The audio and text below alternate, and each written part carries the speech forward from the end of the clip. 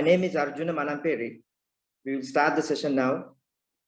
I'm the National Issues Committee Chairman of the OPA. Before we go through this process, I will inform you what the agenda for the day is. But before that, I invite our President, Engineer Shanta Senrath, to give a few introductory statements. Mr. President, your turn. Engineer Arjuna Manamperi and the Chairman of the Education and Human Resource Development Committee and the moderator, one of the moderators today, Professor Indika Karunatilaka, and Professor Manoj Veerasinghe, the other moderator. Ladies and gentlemen, a very warm welcome to all of you. It gives me immense pleasure to participate in this very timely seminar organized by the National Issues Committee of the OPA, Organization of Professional Associations, in collaboration with the Education and Human Resource Development Committee. Both are two very dynamic standing committees of the OPA. OPA is the apex body of 52 professional associations representing 32 professions. Out of all the standing committees, National Issues Committee is in the forefront always whenever there is a nationally important matter to be deliberated. Our country and the people are going through immense difficulties at the moment due to the COVID pandemic, and world scenario in general is much worse. COVID deaths are on the increase on daily basis, and the hospitals have begun to overflow with COVID patients. The economies have crashed in many countries, and it is obvious that Sri Lanka is also heading towards a very difficult period, and its short-term and long-term effects to the human lives.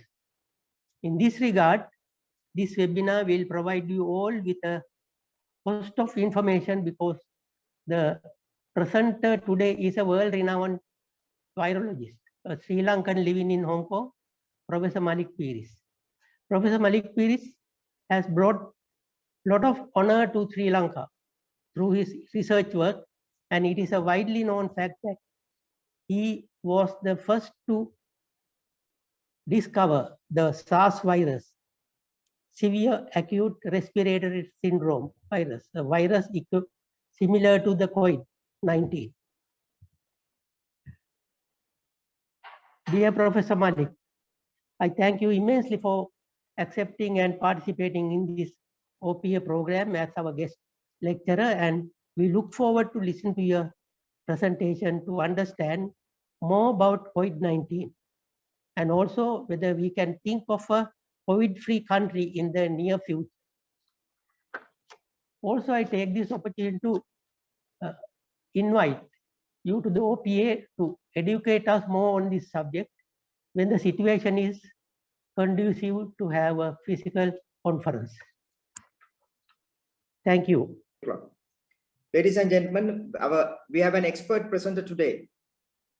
He has made an outstanding contribution at global and national level towards the control of the pandemic. He is none other than Professor Malik Pieris. He is most notable for being the first person to isolate SARS virus. He is a world-renowned virologist and a scientist based in Hong Kong. He is here on a vacation, and thank you very much, Professor Malik, for being part of this event. He has led groundbreaking research with a particular interest in newly emerging viruses such as coronaviruses. Professor Pieris has published more than 600 scientific papers in a research career spanning more than 35 years. He is the chair, professor of microbiology at the University of Hong Kong, honorary consultant microbiologist at the Queen Mary Hospital, and the scientific director of the Hong Kong University Pasteur Research Center in Hong Kong. The session will be moderated by two professionals who have been in the forefront of the nation's battle against COVID-19. There are two doctors and eminent people, and if you watch the national TV, you will see Manamperi for that introduction and the opening remarks. And today we are going to have a historic meeting related to COVID-19, and it's because more historic because we are going through a crucial moment in our motherland related to the current crisis situation. And there's no one better than Professor Malik Pieris to discuss the current situation and tell us the way forward. And also it becomes very important because the meeting is several professionals, all the leading professionals in the country, into one forum and to discuss what's the current situation and what should be the way forward. And then this should be a very important meeting where we can make important decisions and recommendations that could determine and maybe to show the way forward how we can get out from this crisis and move forward. And this session will be started with the opening remarks and a brief presentation by Prof. Malik Pieris providing the current overview. And following that brief presentation, we'll be moving into a question and answer session where I will be discussing, the areas that are relevant to.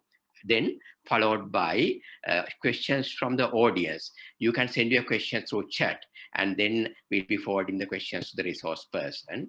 And I can see a lot of prominent resource persons and medical experts in the field in this forum. So we should be able to provide opportunity for them also to select a part of this discussion.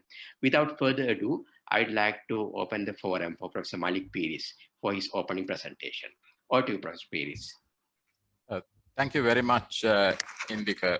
And it's a particular pleasure to be to join this particular forum because, as was pointed out, it's an organization of many professional associations, and as was pointed out, a problem of this magnitude really requires multiple professional input. So I, in discussion with Indika, I'm going to keep my remarks fairly short so that we have more time for discussion. Right, so I will do a very quick update on the global, but mainly the Sri Lanka situation. But again, my colleagues Indika and Manoj are probably better informed about the local situation. Right, so some of the slides I will be using, I have to acknowledge the WHO country office in Colombo, and also my colleague, Professor Gabriel Long, who used some of these slides for his presentation last week at the WHO R&D summit. So this slide just shows the global situation with COVID-19. And as you can see that by February, things were looking quite good. The overall case numbers were coming down, but unfortunately, you can see now from March, April, the global case numbers are going up. But the more concerning thing for us here in Sri Lanka is that the numbers that are going up are because of this purple colored part of the bar, and that is Southeast Asia, exactly where we are. So essentially what we're having now is a major outbreak, a series of outbreaks in India, in Nepal, in Bangladesh, in Sri Lanka, but also in Malaysia, Thailand. So this whole region has become a hotspot, sadly. Now, I'm sure you have seen the very distressing images that we see on the TV screens from India. So what exactly happened? What you can see at this top chart, I hope you can see that well, but essentially you can see the case numbers suddenly increasing over the last few months in India. Now, on this lower chart here, what you see is what is called the Stringency Index. That means the stringency of public health and social distancing measures. So you can see that the social distancing measures were dramatically reduced and things were quite relaxed for quite a period of time before the lead up to this particular upswing. Now, of course, the vaccination program has started in India, but as you can see, it is still only about 7% of the population have even received a single dose, which is not very different to Sri Lanka. So the causes for this major upswing in India, partly, importantly, is the relaxation of the public health and social measures since October of last year, the low vaccination coverage, of course, and importantly, also the emergence of a more transmissible variant, and we'll discuss this. I'm sure you have heard about the so-called double mutant. Now, what you see here is the impact of this double mutant. This is globally across India. And you can see this green part of this chart. That is this new variant virus called B1617, the so-called double mutant that was first described in India. All these other ones, all the other colors are other variants. So you can see very rapidly, once this particular variant has emerged, it has squeezed out all these other viruses. And this is a classical signal suggesting that this virus is more transmissible than all the other viruses that are circulating. And also among them is this purple one here, which is B117, which is the UK variant that is currently circulating in Sri Lanka. So this, the double mutant that is in India seems to be much more efficient than everything, including the variant that is present in Sri Lanka. Now, I was particularly concerned when I first heard about this some months ago, because there was an upswing of cases, even in places such as Maharashtra, which is where, for example, Mumbai is, because I knew that by the end of last year, what are called seroprevalence studies, that is looking at antibody in the population on a population basis, showed that in that region of Maharashtra, about half of the population had been already infected in the first wave in that Indian outbreak. So the fact that there was a second wave that was sweeping through a population, which half of the population should already have immunity, was very concerning to me, and it remains very concerning to me. So the question is this new variant able to evade, at least partially, pre-existing immunity by natural infection and also by vaccination? Now, what is the situation in Sri Lanka? I'm sure you're familiar with this, the pattern here. We had a first wave, if you like, then we had this second big outbreak, starting with the Minwanguda cluster and then going on. And then, of course, just in mid-April, you have this huge increase of case numbers. And then, sadly, of course, inevitably, you have this black line, which indicates deaths. So keep in mind the scales for the blue chart and the black chart are different. So this is the scales of the deaths here. And you can also note that inevitably, the deaths lag the cases by a period, by at least 10 days or 2 weeks, right? So the impact on mortality of this huge increase of cases, we still have not felt. That will be felt in the next couple of weeks. So if you just look at the case increase, now this is data from the WHO office in Colombo. So if you look at 3 weeks previously, there was a huge increase, and then week on week, there has been an increase of cases. There appears to be a moderation in the rate of increase, but again, we can discuss that, how reliable that may be because of a number of factors of testing. But then again, we have the deaths increasing on a week-by-week basis, continuing to increase. So we do have quite a worrisome situation on our hands.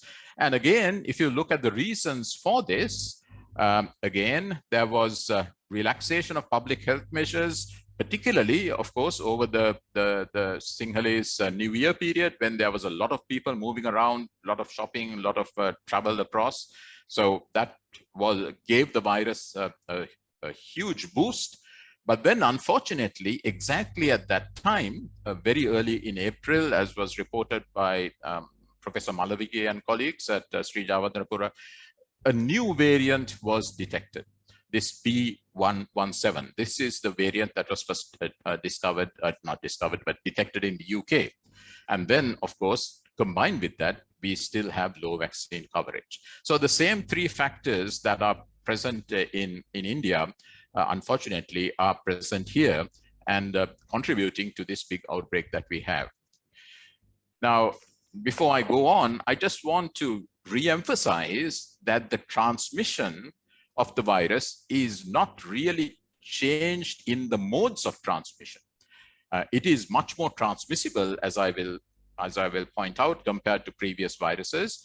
But the modes of transmission, the mechanisms of transmission essentially are the same. It is just that the virus is able to transmit more efficiently. So the modes of transmission is when somebody breathes or coughs, you have these large droplets which may fall to the ground within a meter or two. But then there are these very fine airborne particles that remain suspended in the air. Now, there's been a lot of controversy and a lot of excitement about this airborne spread.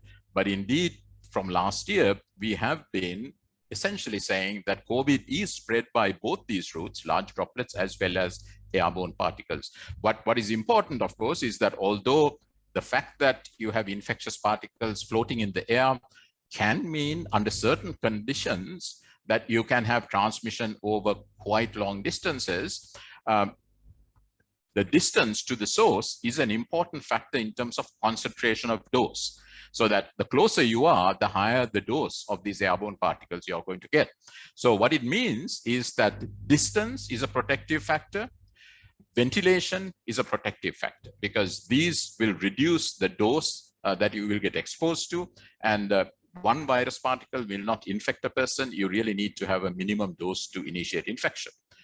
We also know that masks reduce the spread of virus from infected person and also reduce the inhalation of these infectious particles.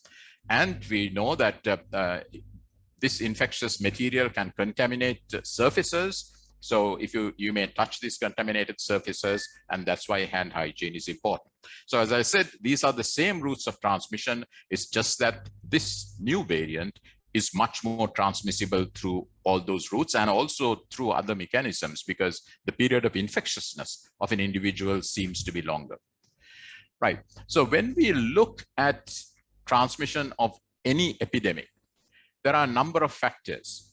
You have the virus itself. So about the virus right now, what is most concerning are these new variants. You have the public health and social measures which control contact between individuals because the virus, in order to spread, really you have to have person-to-person contact. Then, of course, you have environmental factors. You have immunity in the population. Now, sadly, at the moment, of course, because the only way you can get immunity is either by natural infection, which we don't want to get anyway, or by vaccination, which we are trying to get. So let us consider each of these in turn. Firstly, the question of the virus factor, and in particular, the viral variant. So this is a schematic of the SARS coronavirus 2. You have these proteins sticking out of the surface of the virus, which attaches to the host cell. As with any virus, it has to replicate inside living cells, in this case, in human cells. And when the virus replicates, being an RNA virus, it continues to make occasional mistakes. And these are mutations. Now, most of these mutations are bad for the virus. Essentially, the virus does not survive. So we don't even see it. Quite a number of these other mutations have no real effect, either positive or negative for the virus. So they are of no biological significance, but they can be used to track the virus. In other words, who gave the virus to whom. But a few of these mutations confer advantage to the virus. Now, this is just a random process of trial and error from the virus's point of view. And those rare mutations that give an advantage, of course, will get selected and will gradually become dominant. Now, it's important to remember that from the virus's point of view, there is no real advantage to the virus for increased disease virulence or severity. The virus is only concerned about transmission, right? Essentially to propagate its genome. Now, if you then look at how the virus has diversified from the time of its first emergence in Wuhan, and this is a very simple schematic, basically something like a family tree. So you have your father, your great-grandfather, grandmother, great-great-grandmother, etc. So this is a family tree. You go back to Wuhan or wherever it started back last year, and over the time, it has diversified into different lineages, if you like, families or whatever it is. And along the way, one of the important mutations that took place very early last year, around February. Now, again, I'm not sure whether you can see this particular chart because it may be hidden, but this is this mutation called G614G. And very rapidly, because again, it's a mutation in this protein that the virus uses to bind to the cell, it improved the binding of the virus to the cell so that within a matter of months, the global population of virus became dominated by this mutant virus. Now, luckily, it didn't get to Sri Lanka immediately, but the Minuwangoda cluster essentially was the first introduction of that variant virus into Sri Lanka. And as we know, that led to a major increase in cases, Minuwangoda, the Paliagoda outbreak, and then the virus did change its behavior, as we all know. Then, of course, the next major significant change of the virus was first detected in the UK, and this is this B117 virus. Again, a number of mutations, particularly again in this spike protein, which allows the virus to transmit more efficiently. So this was first detected in this part of the United Kingdom in October, but you can see that within 3 months, it had spread to dominate the whole of the United Kingdom.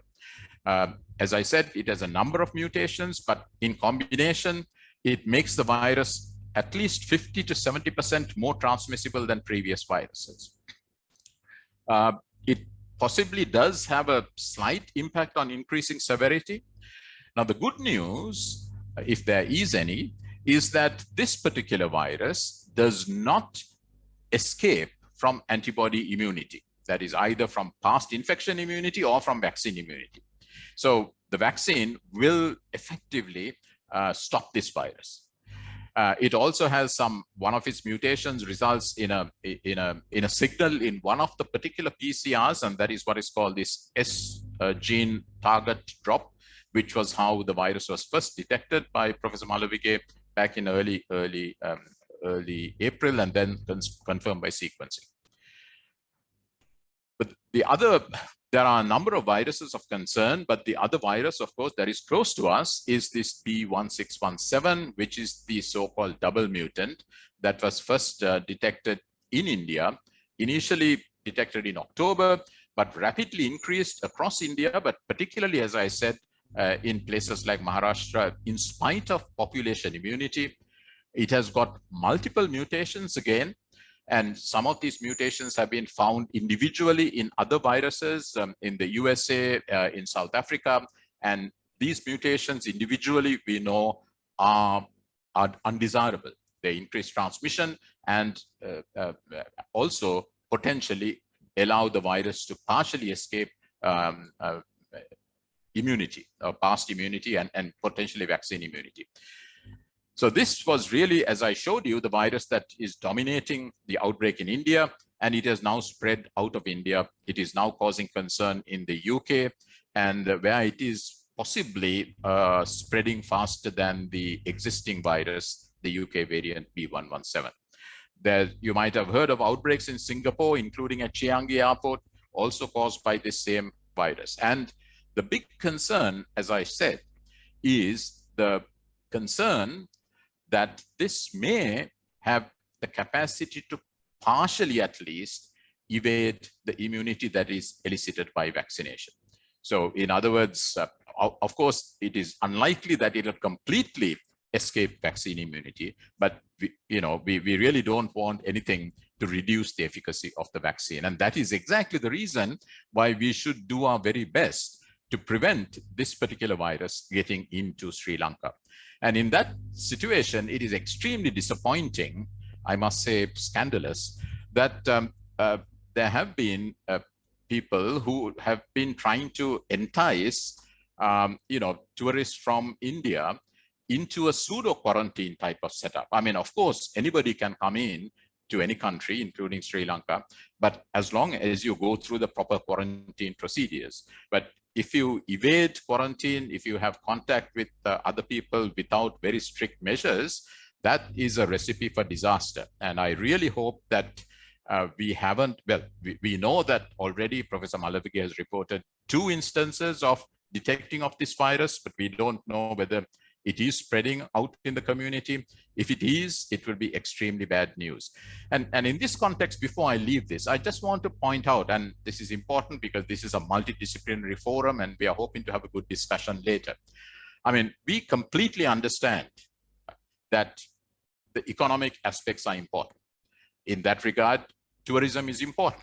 Some of my closest friends work in the tourist industry, and I know how badly the different aspects of people working in that industry have been affected. Now, you can try to bring back tourism. Of course, not at this stage, not right now. Nobody's going to want to come to Sri Lanka now. As you know, Sri Lanka is on the red list of a number of countries. But if you go back some months when the situation was a bit more calm, one could have targeted countries where the outbreak was under control. For example, the classic case would be China. I mean, that would be a great place to attract tourists to Sri Lanka from in the past. Unfortunately, what happened was we tried to attract tourists from the worst places. And of course, most recently, as I tell you, from India. So this is just to emphasize that we are not forgetting about the economy, but we have to be smart about how we protect and how we support the economy. Right, so come back to this same chart. We talked about the virus now. I will briefly talk about the immunity, the vaccine immunity, and then talk about public health and social measures. Now, we have vaccination, and vaccination is being rolled out. As of now, large parts of the country have not had access to vaccine, except for healthcare workers. So the vaccine rollout has been primarily focused on 1 or 2 provinces. The vaccine has not been targeted at the highest risk groups, which are the elderly and those with comorbidities. Of course, rightly, the vaccine was targeted at healthcare workers, which are fundamentally important. They're a high-risk group. But next to that, in most countries, UK, USA, Israel, Hong Kong, wherever, the vaccine rollout has been systematic from the oldest population downwards. And if even this 6% of vaccine had been targeted to the high-risk groups in Sri Lanka, the elderly and those with comorbidities, at least part of them, we probably would have been, we would have, at least in terms of protecting from mortality and ICU admissions. Now, the vaccine supply remains a constraint. Now, this, of course, is a global problem, without a doubt. And I mean, I commend the government for doing its very best to try to secure vaccine. Now, there is a delay between starting vaccine and the vaccine having an effect. So you need 2 doses, particularly of some of the vaccines available in Hong Kong now. You need the 2nd dose, and it's about 2 weeks after the 2nd dose that you have maximal impact. With AstraZeneca, you do have some protective effect from a single dose. So the vaccine is clearly a part of the long-term solution, but it's not likely to impact the current problem that we face, which is hospitals being overloaded, the healthcare workers being exhausted.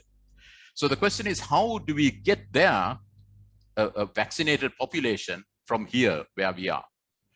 And we have threats from a number of variants. And it's not just the variant from India. There's also a variant in South Africa and a variant in Brazil, which are evading partially the protection from vaccines. Right. So let me now talk about the public health and social measures, which is what we have on hand to contain the challenge that the country faces right now. Now, you have seen some of the interventions that have been put into place. For example, limiting travel between provinces. But if you just look at the data, if you just look at the cases during the last seven days, you can see that now cases are present in every province in the country. If you look at the increase compared to the previous week, you can see that in most provinces, there is dramatic increase. So stopping people moving from one province to another is not really going to reduce transmission at this stage. Maybe if it had been introduced back in the middle of April, it might have had an impact, but not now. Then, of course, there is the talk of lockdowns. Now, how do lockdowns work? Now, this chart shows the propagation of an epidemic. So you have one infected person, he or she meets 2 or 3 other people, it may transmit to one person or 2, and then onwards and onwards. Now, what is achieved with a lockdown is that you compartmentalize these people into households, in theory, right? So let us say this person is infected. Within that household, there would be maybe very likely transmission to 2 or 3 other people in the household, whoever is there. Hopefully, most of them will be mild and asymptomatic. If somebody is seriously ill, that person will be taken for care in hospital. But as long as it is confined to one household, the virus has no chance of spreading further. And once the virus runs out of people to infect, it burns out, it dies, because it cannot survive hanging around in thin air for days and days. So how long does this lockdown have to be? Overnight, keeping people at home? Obviously not, right? So there is a science to this. And the science is based on the period of infectiousness of an individual. So let us say this person was infectious at the beginning of a lockdown period. Now we know that the period of infectiousness of an individual is 5 to 7 days.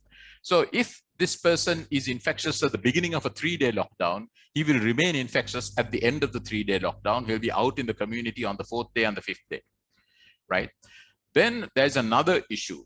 That's the incubation period, meaning from the time you get infected to the time you develop symptoms and become infectious. And that the median is about 5 days. So let us imagine this person in the household was infected.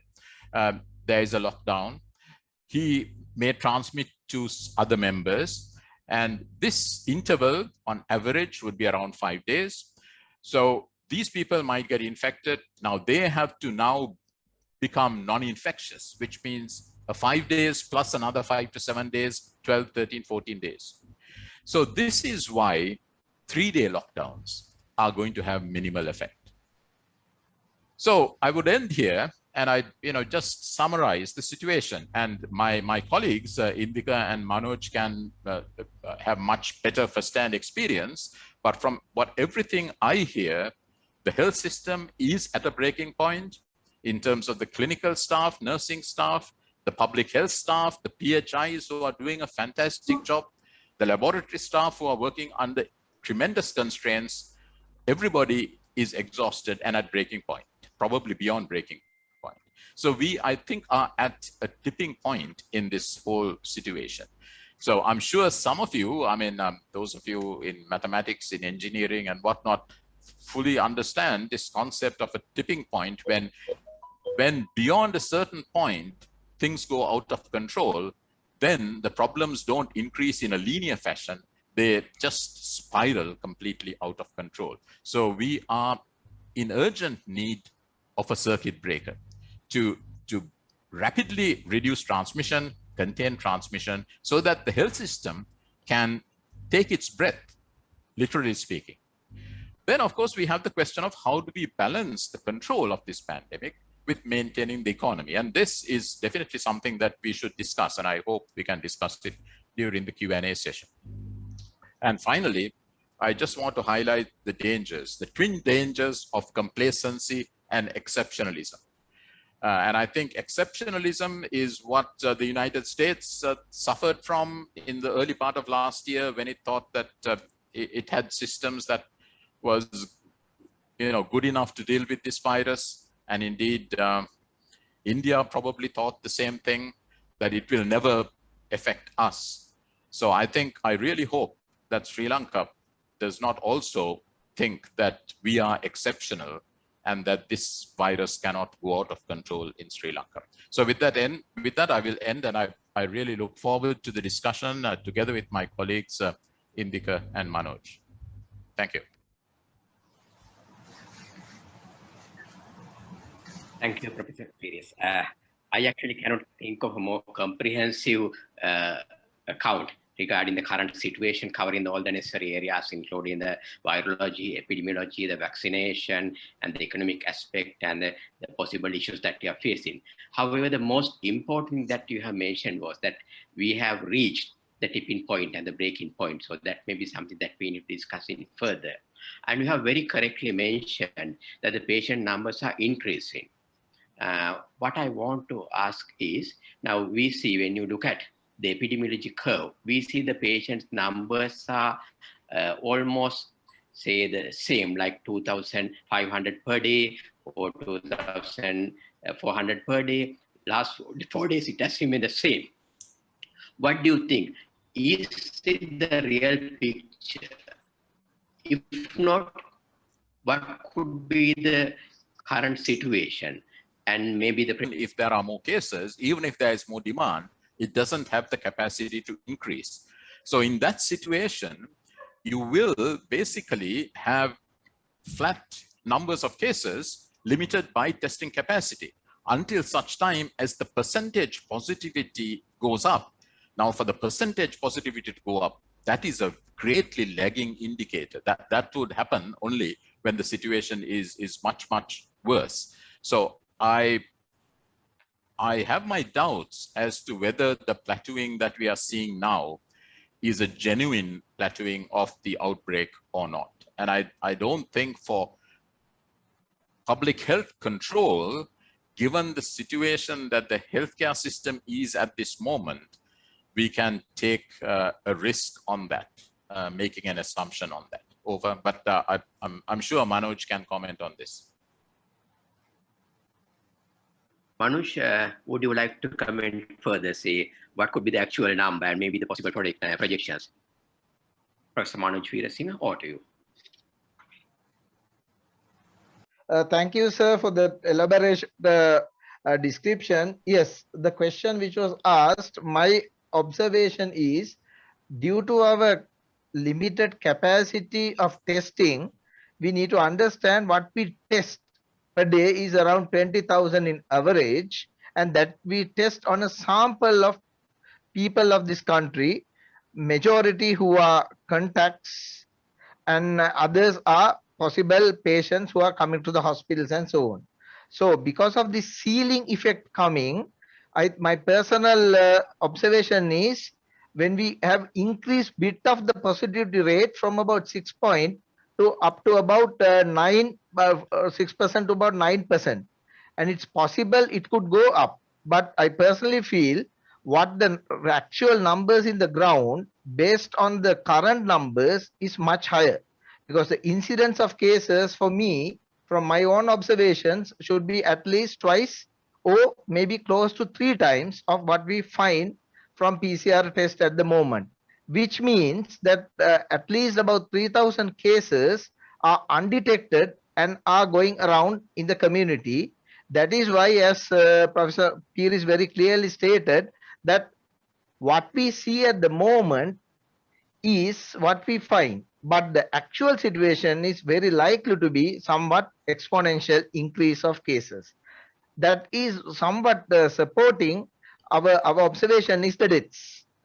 If the number of cases are flattening, then it's unlikely the number of deaths could increase in a more rapid way. What we see now is basically what the infections that I had about 10 to 2 weeks ago. So if you look at late May or early June, we will see the transmission of diseases at this particular moment, and which means that the deaths would follow, as Professor Malik very clearly showed in that graph. The deaths would be further 2 weeks away. So the actual transmission dynamics in the field at now and the deaths which could be contributed for actual field dynamics now, we will see only somewhere in mid-June. So that is the issue I think we are facing at the moment.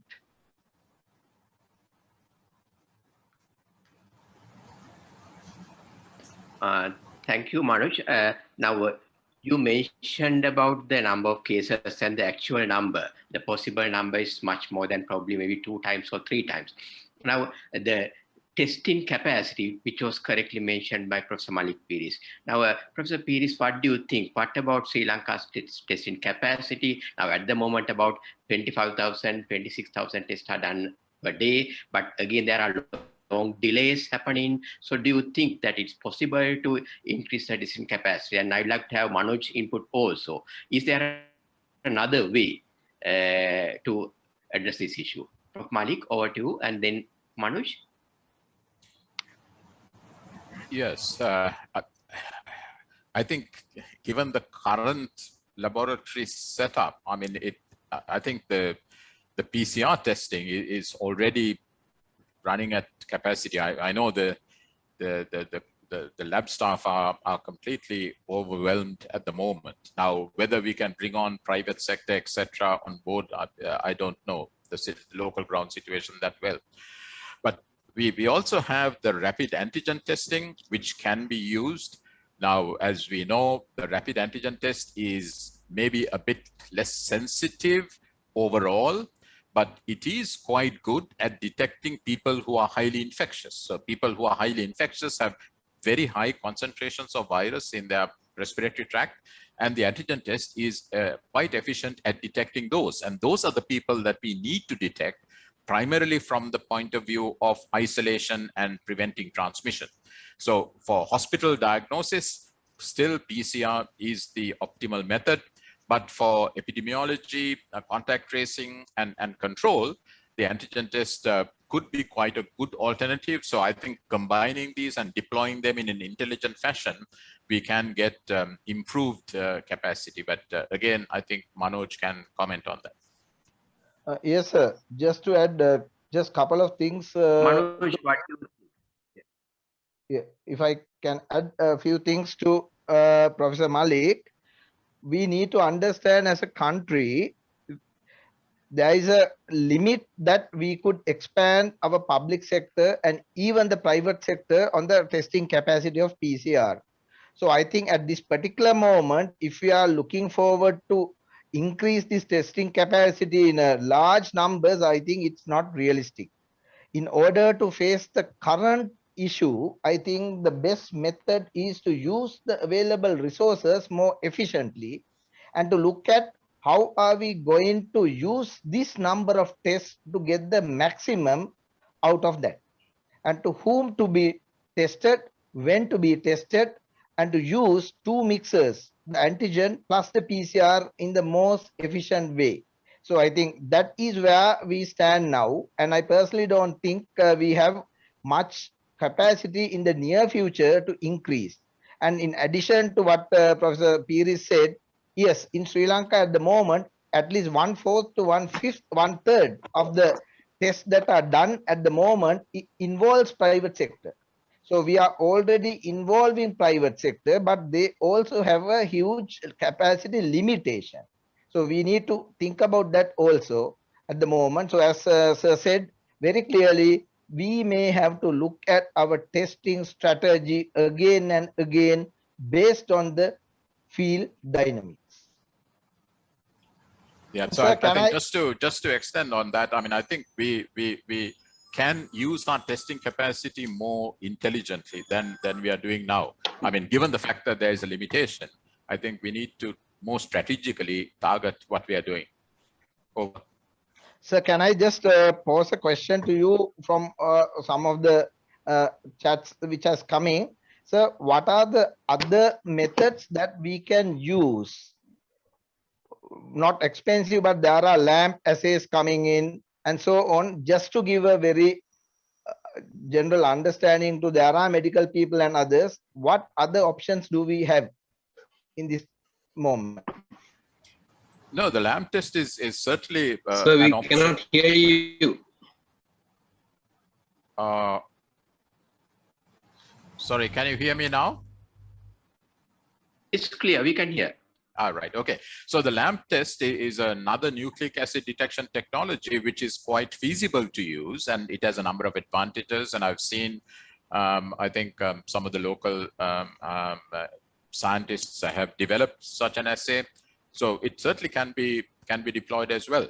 So I think these, of course, they have to be validated and monitored for their performance, but in theory, it is being used in a number of other places as well. Over.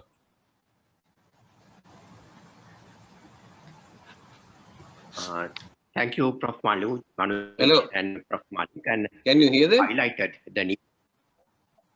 You have both of you have highlighted the need for the rational testing and a rational testing strategy, probably maybe based on the public health expertise. I can see a lot of experts related to testing and several virologists also within this audience, so their inputs also would be very valuable. Yeah. So we'll move into another very important area.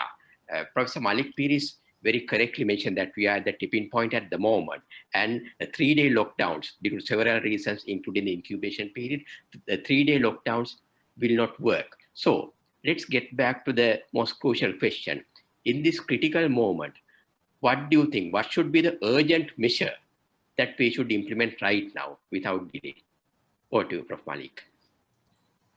Thank you. So I think for the reasons that I explained to you, which are basically scientific infectious disease virology-based factors, it's not something that I'm just picking out of thin air. I think a minimum of a 14-day lockdown is what is required at this stage. I mean, we might have been able to get away with some of these other less stringent interventions some weeks ago. But at this stage, when we are really at tipping point, I think we do need a 14-day intervention, very strict and solid intervention, which can be signaled very well in advance so that people can prepare, the traders can prepare, the individuals can stock up whatever needs to be stocked up. It's very well signaled, but then it has to be 14 continuous days. Now, people might think that, why not do 3-day, 3-day, 3-day, 5-day, etc., spread out. But again, I explained the reason why that is much less effective, because you are not burning out the chains of transmission. So one continuous intervention is much exponentially more impactful than multiple short interventions. And this is where I think our audience, our multidisciplinary audience, can also provide us with some input. Now, is it really the case that for businesses that these ad hoc 3-day here, 2-day there, another 5-day here interventions are less disruptive of their business operations? Does it really have such a big impact on the daily wage earner? As from what I can see, the number of daily wage earners are not getting work now because the situation is out of control and people do not want to hire people who normally would have work. So I think we really have to be realistic as to the damage that is already being done because of the pandemic, and balance that with the opportunity to try to bring this under control and then get back to something a bit more predictable. But I think, Indika, you know better than me the state of the health system, and whether the health system can tolerate, sustain any further caseloads. Over. Thank you, Professor Malik. So the message is loud and clear that if you have to break the chain of transmission at this crucial moment, then we need a very clear lockdown, not 2 days, 3 days, at least 2 incubation periods. So that's the message that is loud and clear. Prof. Manoj, would you like to add anything into that? Yeah, 2 or 3 points, basically adding to what Professor Pieris said. This is a period of uncertainty. And the period of uncertainty, are we going to have a long period of uncertainty, or are we going to be very clear and specific, stating right at this stage, at least from 21st of this month, we are going straight forward, stringent restriction measures for 2 weeks and see how it works? Or are we going to extend this period of uncertainty where even the investors will be not really clear how are they going to plan their further actions. And the other people who are the daily earners and others, they also in a very uncertain period where they do not know when they will have a time to get to their normal life. So as there are many investors, there are many professionals in our audience, that is a place for us to think. Are we going to have an indefinite uncertainty period, or are we going to do it, crush this immediately, get a stock after about 14 days and slowly release the restrictions? I think this is the way that from the health side we think, but we need other intellectuals and others in other disciplines to come and show us how to get it around without unnecessarily burdening the economy. Thank you. Thank you, Manoj. So again, the message is very clear. I think this forum, that's why this forum becomes very important, because now we know the reality. The reality is that there is something that we have to do straightforward without delaying. And this would be an important opportunity to find out what the other professionals think about this situation, because ultimately what's most important is the crisis situation where the health system is at the breaking point. We have to break the chain of transmission. Yes, I think there's a Dr. Jude Jayamaha want to make a brief comment regarding the testing capacity, because we were discussing that also. Jude, for a brief comment, please. Dr. Jude, you can unmute your microphone.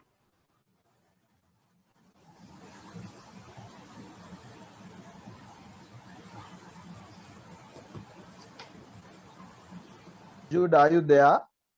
Yes, I'm there. Hello. Yeah, thank you sure. for unmuting the microphone. Yeah, good evening. I'm Jude Jayamaha, virologist from MRI. Myself and Professor are with the virus since the last year, 5th of January. So MRI has actually, we have a long experience and in-depth experience. 300,000 PCR has actually concluded. Very briefly, 3 points I just want to highlight. Now, of course, the pooling is not possible. And of course, sir, a lot of repeats are there. And we do have cycle threshold 32, Hello? 33. Hello, can you hear me? Sorry. Oh. Hello. Yeah, we can hear you. Yeah, we can hear you. I'm sorry. Yeah. So there are actually certain ground realities, of course, apart from the really exhausted. The now sample receiving, of course, is very high, and especially central laboratories like us, Kandy and Karapitiya, we do get from lot of sites. So therefore, we have a big problem since the day one also. The samples that we are receiving is not in good, in the sense order. To sorting out, it takes time, because now LAMP is actually been discussed in several forums, and there actually is a misinformation that has been inhibited, and we are not actually allowing the local the manufacturers, which is not. LAMP, for the benefit of the other professionals as well, it is the last step. PCR is a 6-step step. There's multiple steps, because we need to sort out the sample. This is a high-risk sample, which of course in most laboratories, a group of people actually open the high-risk box. So very briefly, it's actually a multiple steps, especially at MRI, it's happening in almost 5 rooms. So it takes time. And of course, especially before this third wave, as well as in the initial wave, we can actually do within a given 18 hours, something like 2,000, 2,500. But this very high positive rates, it's not possible to gear up because of the high positive rate, as well as samples are coming from different part, and the batches are very high. And of course, as you quite correctly mentioned, I really should appreciate that whatever the limited time, because of the politics as well as other, because of lack of knowledge, what is actually a PCR, a lot of people just scream that the test number has to be increased. True enough, no argument, no doubt, it has to be increased, but it has to be in a realistic fashion. Because now, for instance, time to time, our PCR machines are actually breaking, and our biosafety cabinets are breaking. Actually, few MLTs Sorry, as sorry, well as Jude. supporting. Can I just indicate? As I said, I'm sorry, I have another telecon which I have to Yes, sir. join. So please continue. I mean, I think it is excellent. There are many Yes, highly sir. competent people on the call. So please do continue. But my sincere apologies because I do have another call I have to attend to. Okay. So please continue. Can I just ask one question in the forum that it would be really good for you to answer? People are asking from the forum, why can't we accelerate the vaccination program now rather than having a lockdown? Can you please answer before you leave? Yes. So first and foremost, vaccine is in short supply. Secondly, as I explained, it takes quite a number of weeks before the vaccine will have any impact. Now, we don't have quite a number of weeks at the moment. I mean, as I said, we are already at overcapacity. Even in theory, if we had unlimited vaccine, it takes time to deliver it. It takes time for the body to mount an antibody response to it. Ideally, you need a second dose, which is given at least 1 month after the first dose, and particularly important for vaccines like Sinopharm. So vaccination is critically important, no doubt, for the medium term, but it will not solve the problem that we are facing immediately. So with that, thank you very much. And I apologize, but please do continue your discussion, which is excellent. Prof. Malik, thank you very much for your excellent contribution, which is invaluable. Jude, would you like to conclude your CV very briefly, if you can conclude, and then Manush can respond as well?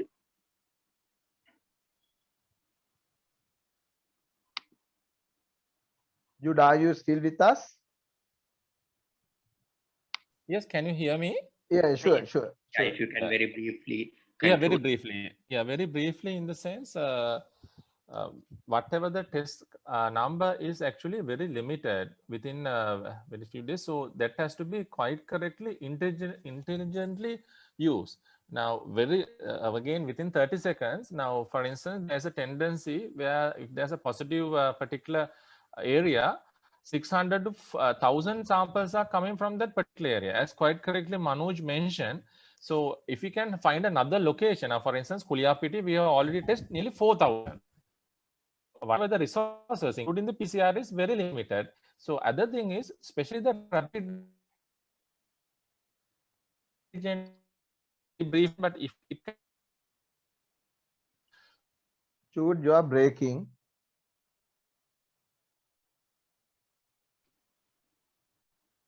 The connection may be breaking. I think there's a connection problem. Can I just add a few things where Professor Malik actually concluded? Please do. Yes, because there is a huge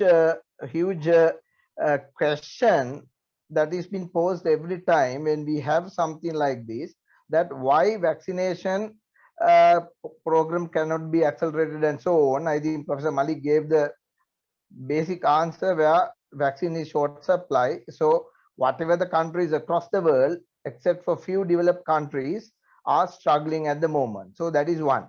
Second one is that there is some misconception and also orchestrated by some people from the media that vaccine gives you immediate protection, which Professor Malik also elaborated on. Particularly, we know that we had 3 vaccines already coming to country, AstraZeneca, which we have a problem now because of a short supply. It gives some protection even from the first dose, and the Sputnik, from the data that we have seen, it also gives some protection from the single dose after about 2 weeks. But if you look at Sinopharm vaccine and its general data that we seen, it takes quite some time to get any protection from the vaccination. Particularly, you need to have the second dose after 4 weeks, and still you need at least 2 more weeks to get some protection from Sinopharm. So the basic answer is vaccination at this moment is not an answer for the lockdown that we are asking, whether you want to call it a lockdown or severe restricted movements, because the purpose here is to reduce the transmission in the community as quickly as possible, and vaccine will not be an answer at the moment to that.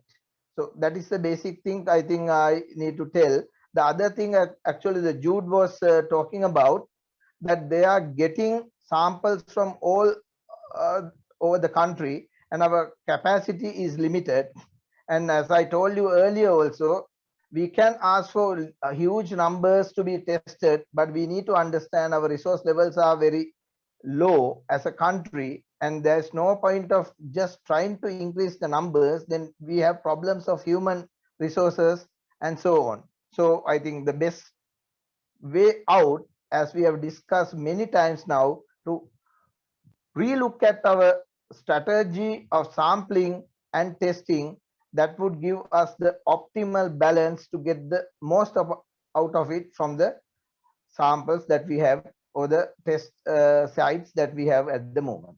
Thank you, Indika. Thank you, Manoj, and thank you, Jude. Very important message, because there is a lot of pressure to increase the number of testing, but it is very clearly, it was shown very clearly, loud and clear, that just by increasing the numbers, we can't solve this problem. It might even overload the current system and might lead to further chaos with the testing result delays, so on and so forth. So the need is to move towards a rational testing strategy and not just increasing the testing number, because testing capacity is not only the numbers. So again, the message is very loud and very clear. Okay, let's move into another area. Now there are some questions coming up that if you move towards an immediate lockdown for at least 2 incubation periods, what about the people who are economically deprived, the daily wage owners, so on and so forth? And again, worldwide research has shown that it is the economically deprived and the underprivileged who are basically affected during an epidemic and a pandemic. So what do you think? Now this question was coming from Mr. Dulitha Perera, who is the president-elect of OPA. What about those underprivileged populations? What will happen to them during a lockdown? What could be done? What are the practical suggestions? Prof. Manoj, you can answer, and maybe if there are other suggestions from other professions, that also would be very welcome. It's a very difficult question for a person from a health side to answer, because we are looking from the health side. Yes, this is an issue that has been raised throughout from the first lockdown that we started somewhere in 19th of March last year. And what we have seen basically is what is the cost of having a long or a protracted epidemic versus a short restricted movement that is imposed and to trying to crush the epidemic as quickly as possible. I think there are positives and negatives both.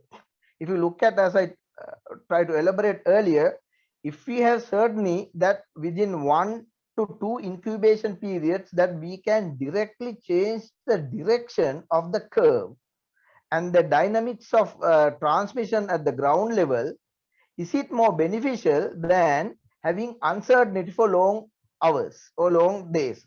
That is exactly what I'm going to ask you from the last second wave. When we got the first few days of the second wave on October 3rd, and we took almost about 1.5 to 2 weeks even to close the Gampa district. And we saw the impact of it, the epidemic going across the country at the second wave, and for at least 4 or 5 months, we took to at least to control it to a manageable level. So this time it's more than that we are seeing from the Minuangoda cluster, where this time within days, this has spread across the country, and there are serious indications up to now this would go for extended period unless we take drastic measures to reduce the transmission rates at the ground level. The people who would oppose stating that it will be economic, yes, they have a point. But on the other hand, if we drag this for too long, the health systems would have come to a point, as Professor Malik very clearly mentioned, to a point that we would not be able to cater anymore. So are we going to drag this infection rate till we reach that? That is the first question. And if that happens, all of your economic theories would not work at the end, because when the health system is going to break down and it is going to disintegrate, then whatever the economic gains that you are intending is not going to be achieved. So I think this has to be balanced, and we need to come up with solutions to have 14 days initial lockdown immediately and crush this and make some certainty to the investors and the businessmen, industrialists, and all others to start their business normally at least by mid-June. If you do it now, there is possibility that we can reduce the case incidence by mid-June. If we are still dragging it on, having 3 days, 2 days, having something in between, I don't think we are going in the correct direction. Thank you. Again, there are more questions coming up regarding concerns regarding the daily wage earners and what would be their concerns. Okay, Dulita, you are there. I mean, you can just express your concerns, because this would be a forum where all the professionals can express their concerns. You can come out with their opinion, your opinion. Dulita Pereira? Because we need to look into the concerns of the different professions. Thank you, Prof, for giving the opportunity to raise this question. One of the things that, in the business circles, people have been repeatedly speaking about is from the initial lockdowns we have had, all the small and medium enterprises, even the large corporates, have had multiple, setbacks, because they had to pay salaries of people. A lot of people have taken pay cuts, and consequently, their businesses have come down. Profits are down. So, and some of the organizations who have been really depending on casual workers, those workers are not coming in because they don't have enough work to be given to those people. Now, that is, on the other hand, is becoming a massive psychosocial issue. On one hand, the entire family is locked down in a house. Your daughter is getting onto an online class in one place, your son is at some other place. If you have multiple children, the problem is even more aggravated.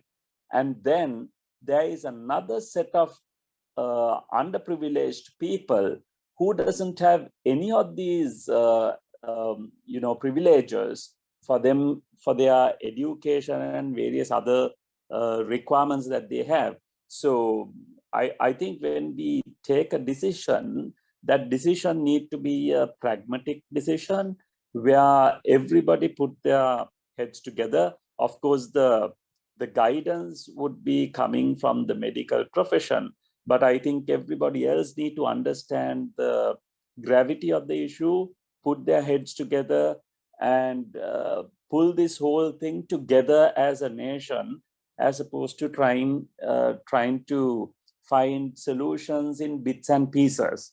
That is the only comment I just wanted to make. I think the presentation was excellent and very, very informative. Yeah. Okay, so thank you, Mr. Dulita Pereira, for sharing these concerns. So it becomes a matter of, say, how can we address this current crisis situation, and also what could be the long-term effect, and it's a matter of balancing. Manoj, what do you think? What could be the answer? What are the possible ways that we can think about those underprivileged categories, and what are the ways that they could be supported if there is a decision towards a lockdown? Actually, some of those has been discussed for last couple of weeks. Actually, one thing that at the first episode or the lockdown, which was very extended lockdown, there was an initiative to establish better supply chains of distributing particularly essential items across, that gave way some of the daily earners some type of a benefit. And actually we could see that it fairly happened in a fairly organized manner for at least 2 to 3 months during April, May last year.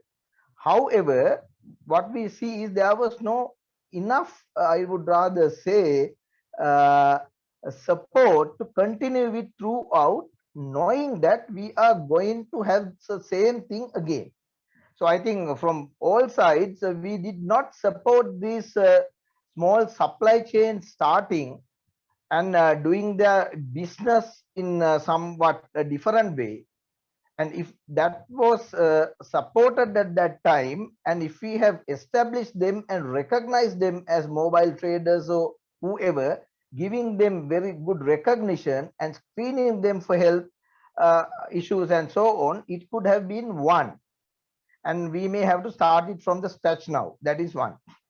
Second issue, as actually the colleague Pereira was stating, there is a point that he made.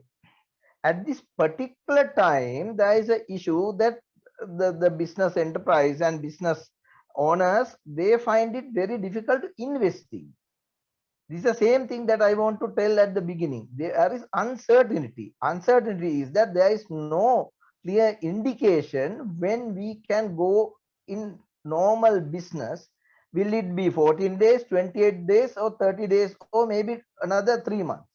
So if we go with this protracted way of handling this, the issue, I think we are creating too much uncertainty in all minds. But if we are going and telling, right, we are going to do this for next 14 days or whatever, and give some hope for them, then they could plan for the future. I think that is a second one. Third one is, I think it's a controversial, this comes to my mind sometimes. Have we really estimated who actually needs government real support? It's a political question. We see every government would try to get large amounts on different pay schemes in the month and in other ways, and try to give them a subsidiary and so on. But is there a realistic way of really identifying who will be actually suffering for 14 days or 21 days of lockdown? And can we only support them rather than make it a political venture, try to get the publicity or support? So do we have that kind of tool to do it? I think that is an important thing that we really need to look at. If not, if you are going to go for all 28 lakhs families, 2.8 million families, and try to feed them, I think then the government will be in trouble and all us will be in trouble. Thank you, Manoj. So it seemed to be a matter of coordination and prioritizing. And talking about prioritizing, now there are a lot of questions coming related to vaccination also. But due to the interest of time, I don't think we will be able to answer all these questions during this forum. But I request Jude and the other colleagues to answer them in the chat if they can. And just a bit about vaccination during these last 10 minutes or so. I mean, what should be the vaccination program? I would just like to start this discussion going with one comment. We need to move away from the perception that there's a huge fight to get the vaccination now. We need to move away from the perception that if I get the vaccine, I'll be safe, towards the perception that if everyone who need to get vaccinated, then everyone will be safe. Manoj, what is your thinking related to vaccination? Even though it may not be the answer for the immediate problem, still it would be an important tool in the long run. So what are you thinking? I think what should be the vaccination process for the problem for the country, and what are the challenges we are facing at the moment? Yeah, actually, this was discussed last year, I think from about August to about December, there was a clear discussion on what could be the vaccination policy, and there is a agreed document called the National vaccine deployment strategic plan, and it is been agreed upon, and it clearly prioritizes whom should we give the vaccine. So that is how we started the vaccine program from the health workers, and second priority group was elders over 60. For very clear reason, they will have the highest death rates. So in any society, if influenza, COVID becomes an influenza-like illness with no deaths or no severe disease, it's not going to be a serious issue. But what we find is that when there are a high number of deaths, then there is an issue. If you look at the death rates at the moment, even in the second set of data, about 74% of deaths are above 60 years. So if we go through the agreed vaccine deployment plan, I think that gives the answer, and that will actually relieve the chaos in certain places that we saw through media. I think that it is the answer to this. I am not going into the details of that. And in that priority list, we could think about major economic hubs. For example, major economic hubs where people are working in thousands, these could be vaccinated. And one priority group should be school teachers, where we can start schools slowly if the school teachers, because the children will not get the vaccine anyway. So there are ways and means of strategizing and getting people, the workforce, into work through a proper vaccine strategy. And it has been actually thought about almost about 6 months back, and it's there. The issue is, have we deviated from that or not? My personal perception is, for some extent, we have deviated from the original stance and the vaccine deployment plan. So again, Manoj, it's a matter of planning and coordination. From all the partners is very clear. And from Professor Malik Pieris, it was very clear that we are the crisis. Immediate measures and the urgent measure that need to be taken is immediate lockdown, at least for 14 days duration. So the message is very clear. With that, we come to end of this discussion. I thank all of you for the excellent participation and the contribution, the OPA, the National Issues Committee, as well as the resource persons, including Professor Manoj and Professor Malik Pieris and everyone who has contributed. With that, we will be concluding this session. However, I think OPA has a huge responsibility here as an apex professional body in the country. We need to press this message very clearly. And OPA should be able to, with all the professions, OPA should be able to provide the solutions related to other issues such as economy, sustainability, so on and so forth. I think that should be the very clear message. That should be the priority. With that, we come to the end of this session, and I would like to invite the Secretary General of OPA, Ms. Ruchira Gunasekara, to deliver a vote of thanks. Over to you. Thank you, Professor Karunatilaka. I think you have made my job easy by thanking them, but still I think just to, as a protocol, I just say good evening, ladies and gentlemen. On behalf of the Organization of Professional Associations of Sri Lanka, so at the outset, we would like to thank our eminent speaker, Professor Malik Pieris, Professor of Virology, National University of Hong Kong, for accepting our invitation and participating at this webinar, despite his very busy schedule and also sacrificing his personal time to be here. And it was a very well presentation. And also we are equally thankful to Professor Manoj Veerasinghe, Professor in Community Medicine, University of Colombo, for sharing his knowledge and insights. We learned a lot from these two eminent speakers in the face of this pandemic situation. So we are, and we are very, we appreciate all their efforts in enlightening us with their knowledge and facts, of course. I'll be failing in my duty if I do not appreciate the efforts of Engineer Arjuna Manamperi, Chairman of the National Issues Committee of the OPA, for organizing this, for initiating this session for not only for the members, for all the participants here. And I must say specifically our Professor Indika Karunatilaka, who is one of the Vice President of OPA, as well as the immediate past President of Sri Lanka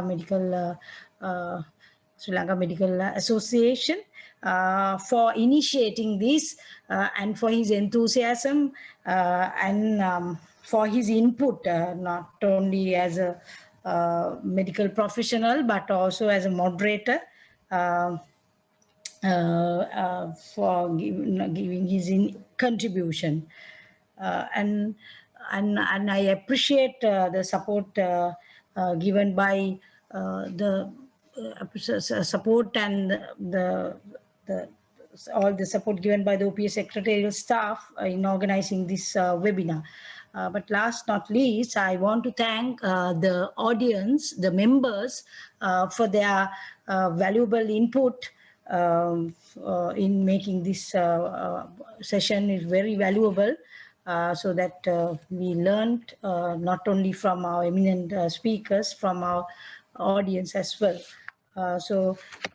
And also I'd like to thank members of the National Issues Committee, and President of the OPA, President-elect, Treasurer at the Office Pieris, members of the EXCO and the Forum, and the past presidents for their advice and guidance in organizing this program. Once again, I want to thank all of you all for your time and effort. Thank you and good night.